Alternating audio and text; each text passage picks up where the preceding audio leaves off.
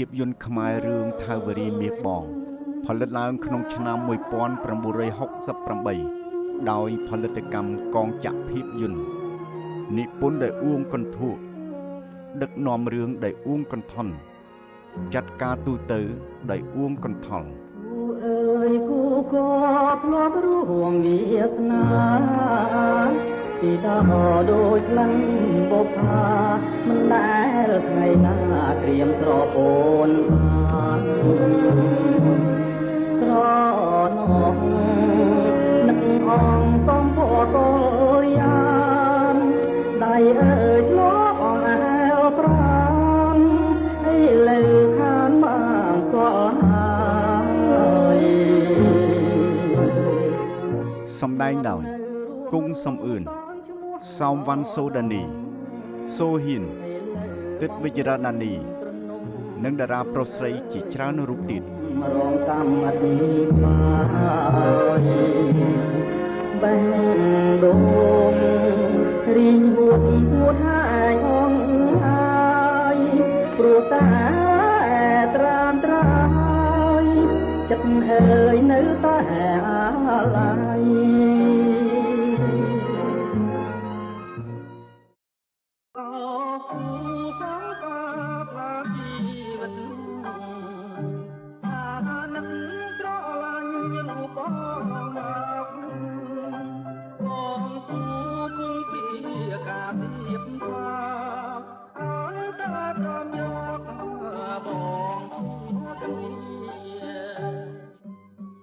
ខ្សែភាពយន្តខ្មែររឿងសែនរុងសែននារីគឺជាស្នាដៃដឹកនាំរឿងរបស់ផលិតករឡាយងួនហេងផលិតក្នុងឆ្នាំ1972ដែលជាការសហការគ្នាផលិតរបស់ផលិតកម្មសូរិយាភាពយន្តនិងផលិតកម្មវ៉ាន់ច័ន្ទភាពយន្ត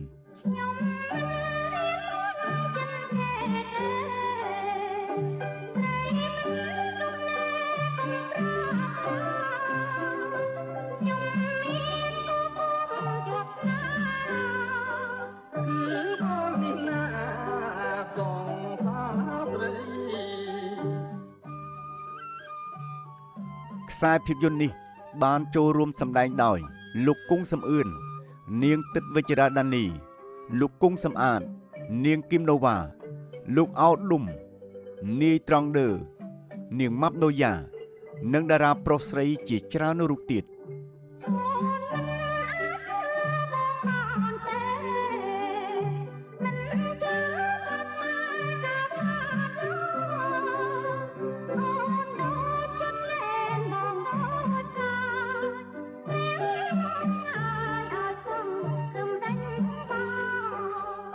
ហើយនៅក្នុងខ្សែភាពយន្តនេះ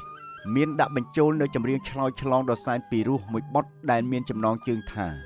សុំស្នេហ៍ជាសំនៀងរបស់លោកស៊ិនស៊ីសមុទ្រនិងអ្នកស្រីរស់សេរីសុទ្ធារូបភាពនេះបានពីលោកអ៊ំម៉ៅកុសមូ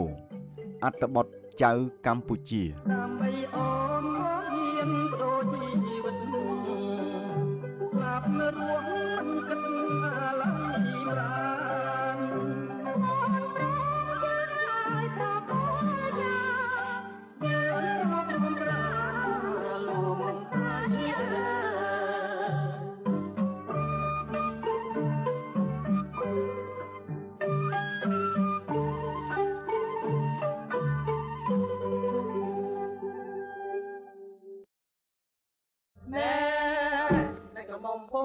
នៅក្រមុំពំពួងប្រដូចបងស្រឡាញ់ទេអាលីទេកុំអាលតែភ័យរងណានេះស្នេហ៍មិនដូចយ៉ាងទេណីធ្វើបងធ្វើប្តីក៏មិនព្រមដែរខ្សែភាពយន្តរឿងផ្គរលាន់ដើមឆ្នាំ គឺជាវណ្ណកម្មដ៏វិចិត្រមួយរបស់សហផលិតកម្មពីររួមគ្នាគឺផលិតកម្មវ៉ាន់ច័ន្ទនិងផលិតកម្មអប្សរាភាពយន្តដែលជាស្នាដៃដឹកនាំរឿងរបស់ផលិតកររៀមច្បងសូម៉ាន់ឈីវ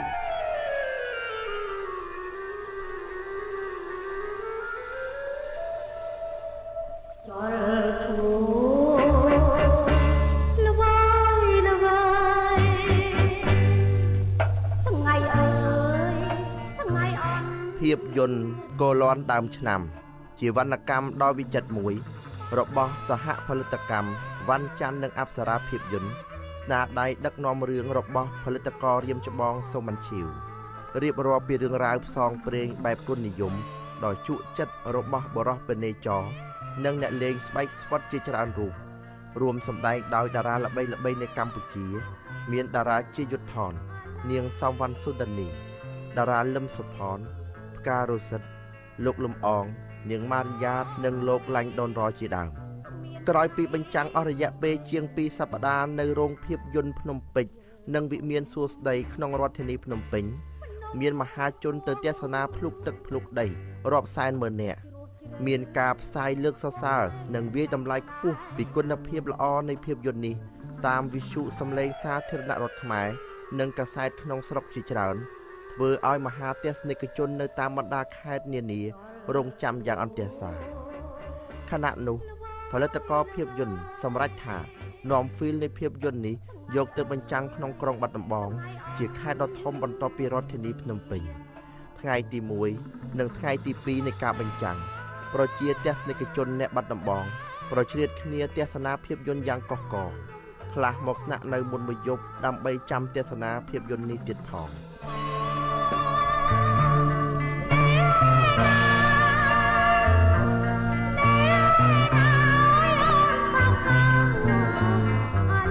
លោកអ៊ំលោកពូនេមីងដែលធ្លាប់រស់នៅទឹកដីខេត្តបាត់ដំបងមុខជាចាំមិនភ្លេចនៅព្រឹត្តិការណ៍ផ្ទុះគ្រាប់បែកនៅក្នុងរោងភាពយន្តបាត់ដំបងក្រុងបាត់ដំបងក្នុងថ្ងៃទី3នៃការបញ្ចាំងខ្សែភាពយន្តរឿងផ្គរលាន់ដើមឆ្នាំក្នុងឆ្នាំ1973នោះហេតុការណ៍ដ៏រន្ធត់នេះបានកើតឡើងស្មានមិនដល់បណ្ដាលឲ្យមានទស្សនិកជនដែលកំពុងជក់ចិត្តដិតអារម្មណ៍ទស្សនាខ្សែភាពយន្តដ៏ល្អវិចិត្ររឿងផ្គរលាន់ដើមឆ្នាំក្នុងតារាងបញ្ចាំងម៉ោងទី1ម៉ោង9ព្រឹកដល់ម៉ោង11:30នាទីថ្ងៃត្រង់ត្រូវរងគ្រោះថ្នាក់តាមការចងចាំរបស់សាក្សីមួយចំនួនក្នុងហេតុការណ៍នេះដែលរួចផុតពីគ្រោះថ្នាក់បានរំលឹកប្រាប់ខ្ញុំជាអ្នកស្រាវជ្រាវថាម៉ោងនៃការបំផ្ទុះនេះគឺអំឡុងពេលបញ្ចាំងភាពយន្តមិនទាន់បាន20នាទីផង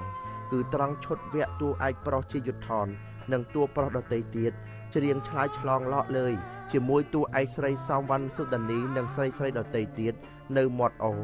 ក៏ស្រាប់តែគ្រាប់បែកផ្ទុះលាន់សូរក្តាំងរំជួយដីធ្វើឲ្យប្រជាជនមួយចំនួន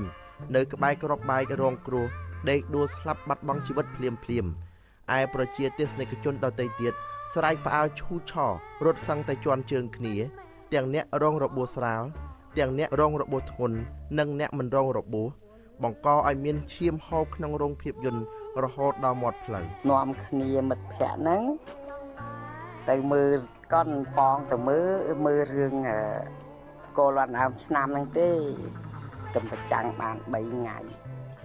តែទៅដល់មនុស្សទៅជន់កគ្នាទិញបត់មាអ្នកទិញ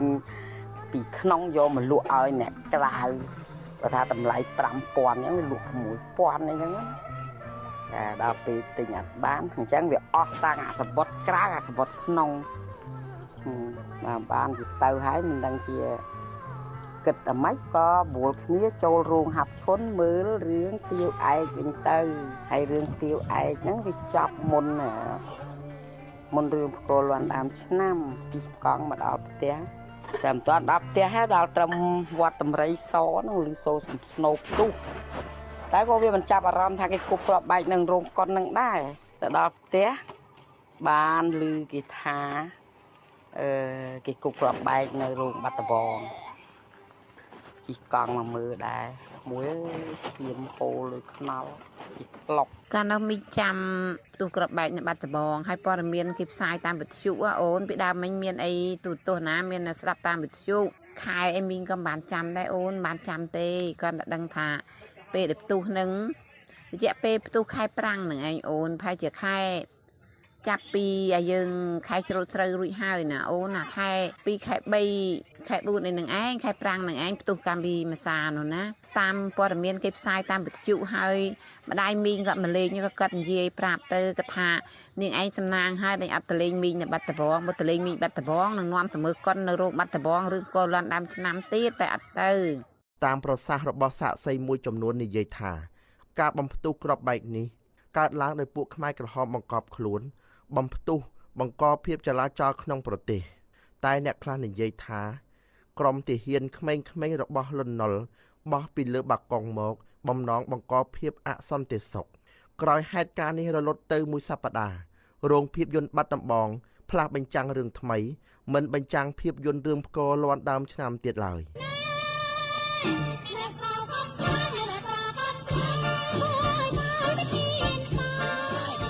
រឿងរ៉ាវនេះនៅតែស្ថិតក្នុងការចងចាំរបស់ប្រជាទស្សនិកជនរហូតដល់សព្វថ្ងៃជាអនុស្សាវរីយ៍ដ៏ញាក់សាច់